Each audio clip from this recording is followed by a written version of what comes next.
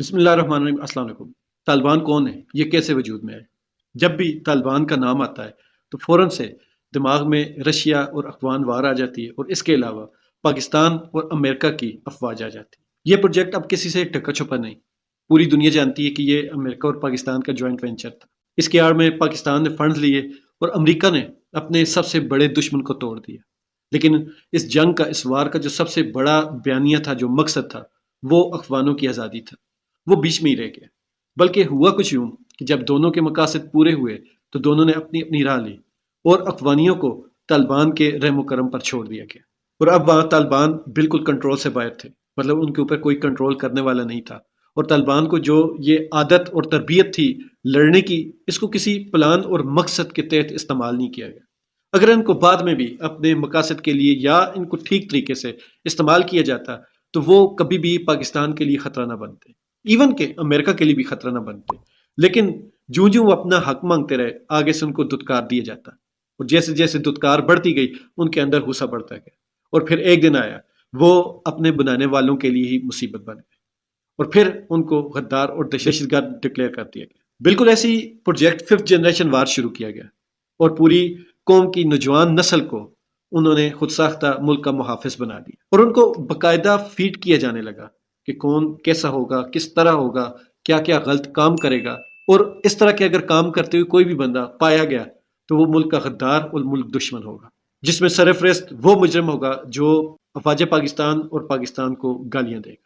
حیرت انگیز طور پر یہ سبق ففتھ فورس نے بالکل گھول کر پی لیا۔ پھر کیا ہوا؟ پھر یہ ہوا جناب کہ جو سبق ففتیوں کو پڑھایا گیا، پڑھانے والے خود ہی اس سبق کی مخالفت میں چل پڑے۔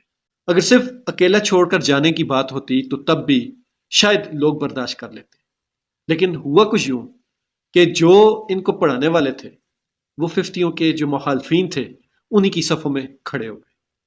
کل تک جن کو غدار اور ملک دشمن ثابت کیا جاتا رہا، انہی کے ساتھ کندھے سے کندھا ملا کر کھڑے ہو گئے۔ یہی بات تو ان سے ہضم نہیں ہو رہی، جو ففتی تھے ان سے یہ بات ہضم نہیں ہو رہی کہ جو لوگ ان کے استاد تھے وہ انہی کے مخالفین کے پیچھے کھڑے ہو گئے، ان کو بیک کرنے لگے۔ یہ وہی استاد تھے جنہوں نے ان ففتیوں کو حب الوطنی سکھائی تھی، بلکہ حب الوطنی گھول کر پلائی تھی، اور افسوس کے ساتھ پہلے انہی ففتیوں کو یوتھی کہنا شروع کیا گیا، پھر ان کو غدار بنایا گیا، اور اب ان کے اوپر دہشت گردی کا لیبل چپکا دیا گیا۔ یہ صورتحال دیکھ کر جو ففتی تھے، جو کہ اب یوتھی بن چکے ہیں، وہ بار بار کہتے رہے کہ جناب آپ اپنے سلیبس کے مخالفت میں جا رہے ہیں، آپ اپنا سلیبس چھوڑ چکے ہیں، جو ہمیں حب الوطنی کا آپ نے سبق پڑھایا تھا آپ خود ہی اس کی خلاف ورزی کر رہے ہیں۔ لیکن ان پر کیا اثر ہونا تھا، کیونکہ جو ان کا پروجیکٹ تھا ففتھ جنریشن وار کا، وہ ختم ہو چکا تھا۔ اب ان کو اس پروجیکٹ کی یا اس پروجیکٹ میں کام کرنے والے کسی بھی بندے کی ضرورت نہیں تھی۔ بالکل اسی طرح جس طرح طالبان کو لوارث چھوڑ دیا گیا، اب ففتھ جو جنریشن وار لڑنے والے ففتی تھے ان کو بھی لوارث چھوڑ دیا گیا، اور بالکل ہو بہو طالبان کی طرح ان کو بھی پہلے غدار اور اب دہشت گرد کہا جانے لگا۔ لیکن جناب یہاں پر ایک بات واضح کر دوں، شاید آپ بھول گئے ہوں گے کہ آپ نے جو سلیبس بنایا تھا حب الوطنی کا، جو ففتھ جنریشن وار والے ہر وارئر کو آپ روز پڑھاتے تھے بلکہ گول کر پلاتے تھے، اس سبق کے مطابق، اسی سبق کے مطابق جو آپ نے لکھا، ملک دشمنوں اور غداروں کے ساتھ کھڑے ہونے والا بھی غدار ہی کہلایا جاتا ہے، چاہے پھر وہ وردی میں ہی کیوں نہ ہو۔ ایک لمحے کے لیے مان بھی لیں کہ واقعی یہ جو ففتی ہیں، جو اب یوتھی بن چکے ہیں، یہ غدار ہیں، یہ غلط ہیں، یہ غلط سائٹ پر کھڑے۔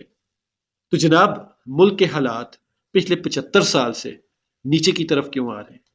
کبھی بھی ایسا نہ ہوا کہ ملک پیچھے کی طرف آ رہا ہو، لیکن آپ کی کسی بھی ایسی انجینئرنگ کے بعد ملک واپس اوپر کی طرف گیا۔ صرف ایک عمران خان کا دور تھا جس میں ملک میں تھوڑا سا استحکام آیا تھا، لیکن اس کے بعد پھر وہی حالات۔ عمران خان کو ہٹانے کے بعد اگر آپ کے ملک میں اسٹیبلٹی رہتی، استحکام رہتا، تو یقیناً لوگ بیوقوف بن جاتے۔ لیکن خدا کی کرنی یہ ہوئی، اللہ تعالیٰ کی جو پلاننگ تھی وہ یہ ہوئی کہ عمران خان کے ہٹنے کے بعد سب ننگے ہو گئے۔ جو اس ملک کے دانشور تھے وہ بھی ننگے ہوئے، جو اس ملک کا پڑھا لکھا طبقہ تھا وہ بھی ننگا ہوا، اس ملک کے جو خود کو موٹیویشنل سپیکر سمجھتے تھے وہ بھی ننگے ہوئے، اس ملک کے بڑے بڑے استاد، بڑے بڑے عالم لوگوں کے سامنے ایکسپوز ہو گئے۔ یہاں تک کہ اس ملک میں اپنے آپ کو جو بہت زیادہ حب الوطن اور اس ملک کا خیر خواہ سمجھتے تھے وہ بھی عوام کے سامنے ایکسپوز ہو گئے. تو ان ساری باتوں کا جو مطلب نکلتا ہے وہ یہ ہے کہ آپ غلط سائڈ پر کھڑے، اور جو بندہ غلط سائڈ پر کھڑا ہوتا ہے اس کے ساتھ اللہ تعالیٰ کی مدد بالکل نہیں ہوتی، اور جس کے ساتھ اللہ تعالیٰ کی مدد نہ ہو وہ پھر دنیا میں بھی ذلیل و خوار ہوتا ہے اور آخرت میں بھی ذلیل و خوار ہوتا ہے. تو اس ملک کی عوام پر رحم کریں، اس ملک پر رحم کریں. یہ ملک ایشیا کا سب سے ترقی یافتہ ملک تھا اور یہ اس وقت ایشیا کا سب سے بدترین ملک بن چکا ہے. اور مزے کی بات ہے اس ملک کی 75-76 سالہ تاریخ میں ایک دن بھی عوام کی مرضی نہیں چلی.